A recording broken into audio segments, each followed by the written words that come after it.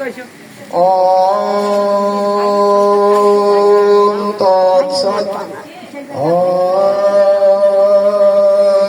তৎসৎ। ওম অখণ্ডমণ্ডলাকারং ব্যক্তো জ্ঞান চরাচরং তৎপদং দর্শিতং জ্ঞান। তস্मै শ্রী গুরুবে নমঃ। ভূমি গরিয়সী মাতা স্বর্গায় দেবী উচ্চতর পিতা জননী জন্মভূমিষ্ঠ স্বর্গায় দেবী গরিয়সী। পঞ্চা কল্পতরু ভাষ্য কৃপা সিন্ধু এবচ পতিতানাং পাবনেভ্যো বৈষ্ণবেভ্যো নমো নমঃ। পিতা সর্ব পিতা ধর্ম পিতরি প্রতিমা পণ্যে বিরন্তে সর্বদেবতায় নমঃ। উপস্থিত দূর দূরান্ত থেকে গুরু গুরুবী সাধু সাধু বৈষ্ণব বৈষ্ণবগণ আপনাদের চরণে আমার শতকোটি প্রণাম। কৌশিকা সাদের প্রতি আন্তরিক শুভেচ্ছা। অন্ধকার বড়ুয়া চন্দ্রগুলি হরি মন্দিরের আমরা সেখান সঙ্গ থেকে আমরা এসেছি, তাই আমাদের মাঝে আমার সেই হরি মন্দিরের সভাপতিও এখানে উপস্থিত আছেন শ্রী যুক্ত বাবু পরমচন্দ্র রায়। তৎসঙ্গে সেই মন্দিরের কমিটি মহাদয়গণ সবাইয়ের প্রতি আমার আন্তরিক শুভেচ্ছা এবং শতকোটি প্রণাম রইল। যাক, আজকে আমরা এখানে উদ্দেশ্যমূলকভাবে এখানে আসছি, তার মুখ্য উদ্দেশ্যটা হচ্ছে এই গৃহের গৃহকর্তা আমাদেরকে আহ্বান করেছেন এই যে একটি মন্দির বিগ্রহ মন্দির প্রতিষ্ঠিত হবে বিধায় সেই উদ্দেশ্যে। যাক, এই মন্দিরটার জন্য আমি কিছু কথা বলবো।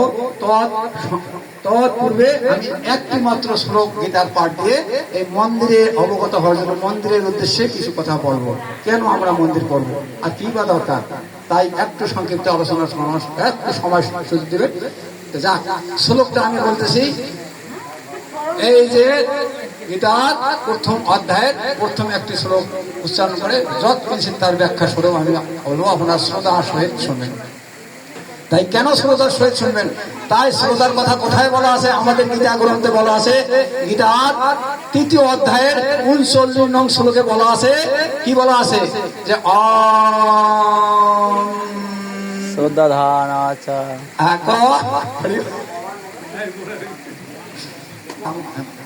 তাই বলা আছে, এর বাংলা নাম দেওয়া আছে শ্রদ্ধা।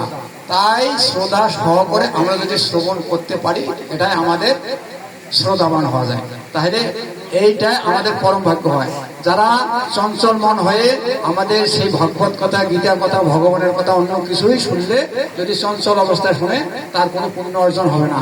আর যদি শ্রদ্ধাবান হয়ে শ্রদ্ধার সহিত শুনে থাকে, তাহলে তার পুণ্য অর্জন হয়ে যাবে। এটাই আমাদের একমাত্র কাম্য। জয় জয় রাধা কৃষ্ণ। ওম নারায়ণ নমস্কৃত নরস্যৈব নরোত্তমং দেবীং সরস্বতী বাসুং তত জয় মূল্যেরয়ৎ। নারায়ণকে ব্যাসদেবকে মানুষের মধ্যে যিনি শ্রেষ্ঠ, তাহাকে জয়। অর্থাৎ গীতা পাঠ আরম্ভ করলাম।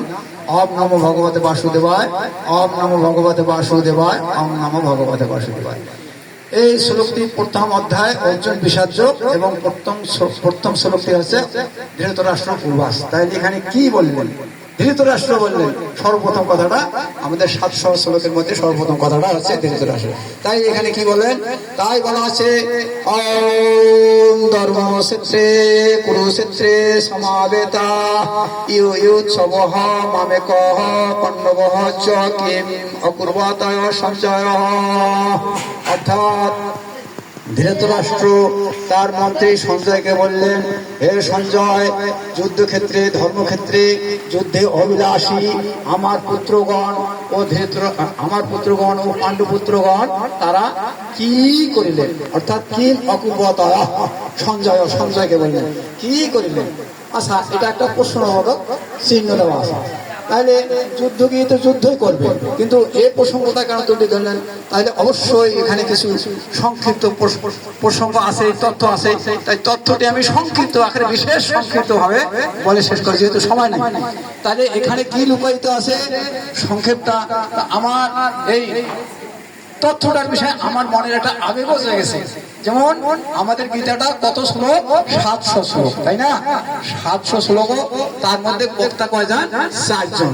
যেমন প্রথম শ্লোকটাই হচ্ছে ধৃতরাষ্ট্র। এই ধৃতরাষ্ট্র কয়টি শ্লোক? শুধুমাত্র একটি।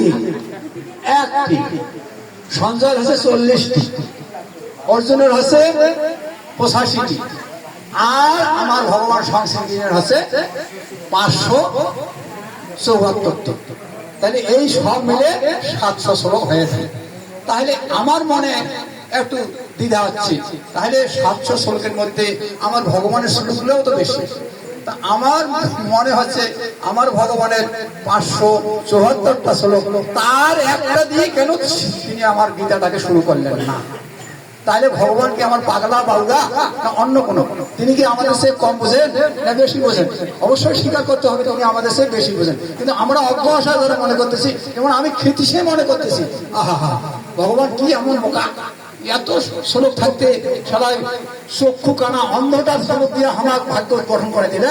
হ্যাঁ, আরে নাহলে অর্জুনের শ্লোক একটা দেখ, নাহলে সঞ্জয়ের একটা শ্লোক দেখ, ভগবানের নাদে নাই দেখ। কিন্তু এই সময় অন্ধ জন্মান্ধ কানা, আর আমাদের মাঝে একটা প্রবাদ বাক্য আছে যে কানা খোরা ভেগুরা আর তাহলে মনে দুঃখ হয়েছে না? যাক, তাহলে এটা যদি হয় তা ভগবান তো অত অসহায় নন, ভগবান অবশ্যই জ্ঞানী, তিনি অজ্ঞানী নন। তিনি যাহা করেন হরে কৃষ্ণ কি মঙ্গলেই করেন, ভগবানকে অমঙ্গল কাজ কোনো করেন, ভগবান যাহা করেন মঙ্গলে করেন। তাই কানাক দিয়ে আমার শুরু করছে, সৃষ্টি করছে, তাই ভগবানকে অপরাধী, ভগবানকে অমঙ্গল করছে না। কানা কেন কানা দিয়ে শুরু করলেন? তাই গীতাটা কার জন্য? আমাদের মানুষের জন্য, আমাদের মানুষের জন্য। তাহলে আমাদের চক্ষু কটা? 3টা, চর্মচক্ষু 2টা আর জ্ঞান চক্ষু 1টা। তা এই যে আমাকে যে ভগবানকে এটা ভগবানের সব লীলা, ভগবানের নির্দেশ আমাদেরকে এগুলো ধারণা দেখাচ্ছেন বিধায় কানাক দিয়ে আমার কানাক লাগিয়ে দিচ্ছে। তাহলে আমরা তো চর্মচক্ষু দিয়ে ভগবানকে লাভ করতে পারবো কি? পারবো না। তাহলে আমাদের দিব্য চক্ষু, অন্তঃচক্ষু, জ্ঞান চক্ষুটাকে স্ফীত করতে বলছে। তাই ওটাকে স্মরণ করার জন্য আমরা তো এতদিন থেকে এই চক্ষু নিয়ে আসি, কিন্তু আমরা তো ফুটাতে পারছি না। তাই ভগবান আমাদের হয়ে এই কথাগুলো আমাদের মাঝে তুলে ধরেছেন। তা এই জন্য আমরা আমরা কানা, আমরা চোখ খেতে কানা, আর ধৃতরাষ্ট্র তো ওই জন্ম হয়ে কানা, কিন্তু আমাদের চোখ থাকার পরেও আমরা কানা। তাই আমাদের আসল চোখটা ফোটার জন্য ভগবান ওই কানার সাথে কানার হাট বাজার লাগিয়ে দিয়েছে। তাই আমাদেরকে বলা হয়েছে আমরা কানা, এই কানা আমরা। তাই আমাদেরকে জ্ঞান অর্জন করতে হবে, আমরা যেন চোখ থেকে কানা না হয়ে আমাদের জ্ঞানকে আহরণ করে পরিস্ফুট করে যেন আমরা যেন সঠিক জ্ঞানকে অর্জন করে আমরা যেন সঠিক বিষয়বস্তু, সঠিক আমার যে বস্তু দ্রব্য আমার পরমেশ্বর শ্রীকৃষ্ণকে আমাদেরকে লাভ করতে হবে। তাই আমাদের একমাত্র কাম্য। তাই আমরা যেন আর অন্ধকানা না হয়ে আমরা যেন পারি সেই ভগবানকে লাভ করা। তাই এই গৃহের গৃহকর্তা ইনি আমাদের মাঝে ভক্ত হলেও ভক্তর মাধ্যমে ভক্ত আহ্বান করেছেন। তাই সর্বপ্রথম এই গৃহের কর্তা, এই গৃহের গৃহকর্তায় চক্ষু স্ফীত হয়েছে। ইনি চক্ষুকে পরিস্ফুটিত করছে, ইনি দিব্যজ্ঞান লাভ করছে বিধায় আমাদের হরি মন্দির থেকে আজকে আমাদের কানাগুলাকে আহ্বান করেছেন, কানাগুলাকে ডাকিয়েছেন জয় জয়। এই গৃহের গৃহকর্তাকে পুরো নমস্কার, ধন্যবাদ। এই মঙ্গল কামনা করি তার। আর এই বেচারা নাকি শুনেছি মঙ্গলের সাথে মঙ্গল কামনা একসাথে হয়ে যাক, বকেয়া কাম ভালো না হয় কি শুনছি, কথা তো আমার মন্দিরে আছে, তাই মঙ্গলের সাথে মঙ্গল। তাছাড়া যখন চক্ষু ফুটে আমাদের এই রকম সংঘকে ডাক দিয়ে আমাদেরকেও চক্ষু ফুটার জন্য আমাদেরকে আগ্রহী করেছে। তাই তদ উদ্দেশ্যে আমাকে শোনাই একজন এই বাবার, এই গৃহের গৃহকর্তা বাবার ছেলে যেন কটা হয়, একটা ছেলে, মানে ছেলের বিবাহ সুসম্পন্ন হয়েছে, হয়তো দিনও নির্ধারণ হয়েছে কি বাবা, আর সামনে শুক্রবার। তো আশীর্বাদের সাথে আশীর্বাদের দরকার। আমি ওই তার হয়ে, ওই গৃহের গৃহকর্তার হয়ে, তার ছেলের হয়ে আমি আপনাদের কাছে করজোড়ে মিনতি করছি, এই বাবা যেন বিবাহটা আগামী 19 তারিখ শুক্রবার তার নবদম্পত্য জীবনকে যেন আমরা এখানেই আশীর্বাদ দানে বাধিত করে তার নবদম্পত্য জীবনকে যেন সুসম্পন্ন করার জন্য আমরা যেন সবাই তাকে আশীর্বাদ দানে বাধিত করতে পারি, এই আমাদের একমাত্র কাম্য। হে ভগবান, তুমি তার সর্বমঙ্গল সর্বকামনা জানা এই গৃহের আগামী আজ থেকে আগামী বিবাহের নির্দিষ্ট দিনটা পর্যন্ত যেন এই গৃহের গৃহকর্তার, এই গ্রামের কোন বাসিন্দাদের কোনো যেন দুর্গতি, কোনো দুঃখ যন্ত্রণা, কোনো যেন এরকমের অশুভ কাজ দেখান না। তাহলে এই শুভ যেন আগামী বিবাহ কাজটি পর্যন্ত এই বাবা গৃহের গৃহকর্তার তার ছেলের বিবাহটা যেন সুসম্পন্ন হতে পারে, এই আমাদের একমাত্র কাম্য। জয় রাধা। শুধু ভক্তমন্ডলী, আশা কথা আমাদের মুখ্য কথা। হ্যাঁ হ্যাঁ হ্যাঁ হ্যাঁ, তোমাকে তো ভূতে না গেছে না, তাই আসল কামের মুসল্লাই ঢেকি ঘর চান দেওয়া। আজকে আমাদের কিসের জন্য ডাকছে? এই মন্দির স্থাপনের জন্য ডাকছে। তাই মন্দির কি, মন্দির কাহাকে বলে, কেন আমরা মন্দির বানাবো, এখানে কি আছে আর কি উপকার আর কি অপকার, তাই 1 মিনিট বলে আমি শেষ করবো। হ্যাঁ, তো যাই হোক, ধন্যবাদ আপনাদেরকেও ধন্যবাদ। যাক, মন্দির এই বাবা এই গৃহের গৃহকর্তা আজকে বাড়ি প্রতিষ্ঠিত করছে, তৎসঙ্গে একটা মন্দিরেরও ব্যবস্থাপনা করে রেখেছেন। তাই এটা এতদিন তিনি চালু করেন নাই, হ্যাঁ, এটা প্রতিষ্ঠিত করে রাখছিলেন। তা আজকে আমরা যেটা শুনছি সেটা আজকে গৃহে গৃহকর্তা বাবা এই মন্দিরকে অর্থাৎ এখানে বিগ্রহ ঢুকান স্থাপন করার আমাদেরকে আহ্বান করেছে। তাহলে মন্দির, তাহলে মন্দির যাক, তাহলে মন্দির কাহাকে বলে? হরে কৃষ্ণ, আসল কথা একটু বলি, তাহলে মন্দির কাহাকে বলে? তাই সন্ধি বিচিতে আছে, এই আমার স্যার আছে, এই মাস্টার আছে, এই মেলা মাস্টার আছে, এরা আমাকে কথা কইলে ভুল ভুল হলে ক্ষমা করার মুখ। তাই সন্ধি বিচিতে আছে মন যোগ স্থির, মন্দির। তাহলে মনের সঙ্গে স্থিরতা, তাহলে মন্দির। তাহলে মন্দির কাকে বলে? যেখানে গেলে আমাদের মন মতি যাহা কিছু স্থির হয়, চঞ্চল মন, চঞ্চল আচার আচরণ আমাদের জন্য এমন একটা জায়গায় গেলে সেই জায়গায় যদি আমরা যাইতে পারি, তাহলে আমাদের মন কি হয়? স্থিরতা হয়, দৃঢ় হয়, হ্যাঁ, নম্র হয়, কোমল হয়। সেই জায়গাটাকে মন্দির বলিয়া আখ্যায়িত।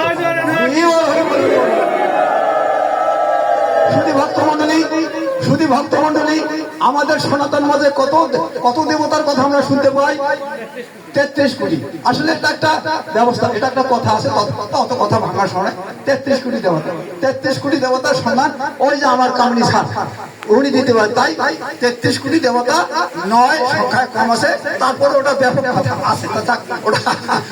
তাহলে যাক 33-এ ধরি, তাহলে এই 33 কোটি দেবতা আছে, তাহলে 33 কোটির দেবতার স্থান দিতে হবে না, তাদের অবস্থান করতে হবে না। তাই যে যে বিগ্রহ, যে দেবদেবী তার জন্য তার একটা করে মন্দির প্রতিষ্ঠিত মন্দির আছে। যেমন সর্বপ্রথম মন্দির আমাদের কৃষ্ণ মন্দির বা হরি মন্দির। তাহলে এইটা আছে কি বাবা? এটা কৃষ্ণ মন্দির হইল, হ্যাঁ, এটা কৃষ্ণ রাধা কৃষ্ণের বিগ্রহ আসে তো, হ্যাঁ, না সন্ন্যাসী ঠাকুরের আছে না? হরে কৃষ্ণ। তো যাক, এটা আমাদের শ্রেষ্ঠ, আমাদের সনাতন ধর্মের পবিত্র পূর্ণ মন্দিরটা আছে রাধা কৃষ্ণের। তাহলে এটাকে হরি মন্দির বলা হয়। তাই হরি মন্দির। তাহলে যে বিগ্রহে আমরা স্থাপন করবো, যে বিগ্রহ পুজবো, সেই বিগ্রহের নামে একটা করে প্রতিষ্ঠিত মন্দিরের নাম হয়। যেমন এটা হরি মন্দির অথবা রাধাকৃষ্ণ মন্দির। আমরা যারা শিব পুজবো, হরে কৃষ্ণ, আমরা যারা শিব পুজবো, শিবের মূর্তি যে মন্দিরে রাখবো তাকে বলা হবে শিব মন্দির। দুর্গার মণ্ডপকে বলা হবে দুর্গা মন্দির। লক্ষ্মী মানে এইভাবে যত বিগ্রহ আমরা রাখবো তত মন্দির হবে, আর ওই দেব দেবীর নামে সেই মন্দিরগুলোর নামকরণ হবে। হ্যাঁ, তাহলে এটা হবে। তাহলে এখন আমরা যে মন্দিরটাকে প্রতিষ্ঠিত করলাম রাধা কৃষ্ণ, হ্যাঁ, তাহলে এই মন্দিরে ভগবান কি পরে থাকবে, অবস্থান করবে? মন্দিরে কি ভগবান? তাই জন্য এই মহাজন পদ গায়, পড়ে গেল মহাজনে, এই যে কয় মন্দিরে মন্দিরে আসে কি জয় আমায়, আর সন্ধ্যা পূজায় পাবো কি তোমায়, পদ গাবার সময় ফিরে আসে আমার। তাহলে পদের একটা কলি ভগবানকে বলা আছে, হে ভগবান তুমি কি মন্দিরে মন্দিরে থাকো? হ্যাঁ, মন্দিরে মন্দিরে থাকো। এখানে একটা জিজ্ঞাসাও আছে, প্রশ্ন আছে, বলা আছে যে ভক্ত আছে, হে ভগবান তুমি কোথায় থাকো, তুমি কোথায় থাকো? এখন এর উত্তরে ভগবান কয় যে আমি সর্বত্রই আছি এবং কোথাও নাই। ভক্ত জিজ্ঞাসা করছে ভগবান তুমি কোথায় থাকো? ভগবান উত্তর দিয়েছে আমি সর্বত্রই এবং একখান নয়। এটা কেমন কথা? এই এলাকায় কাছে ভগবান কিন্তু ভাষাবা নাকি? আর শক্তি আছে ভীষণ।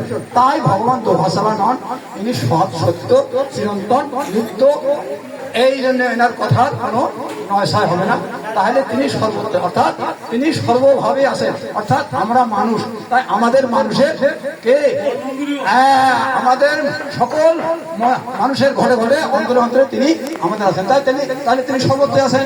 এবং আবার বললেন আমি কোথাও নাই, কোথাও নাই। তাহলে এখন আজকে যে আমার এই মন্দির প্রতিষ্ঠিত হলো, তাহলে আমরা যে ভগবানকে এখানে আহ্বান করলাম, রাখলাম, তা ভগবান কি আমার 24 ঘন্টা থাকবে না? হরে কৃষ্ণ।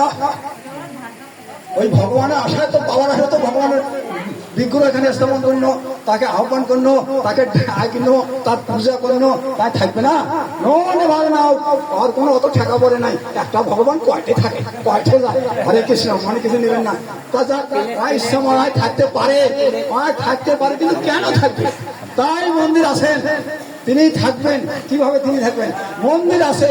আমরা যখন ভক্ত সাজতে পারবো, আমরা ভক্ত হয়ে, একানিষ্ঠ ভক্ত হয়ে যখন ওই ভগবানের নামে ওই মন্দির অভিমুখী হব, হ্যাঁ, ওই মন্দির অভিমুখী হব যখন, তখন মন্দিরের দ্বার দরজায় যখন বসবো, তখন ভগবান আমার কোথায় আছেন না নাই, তিনি আমাকে ভক্তকে লক্ষ্য করবে।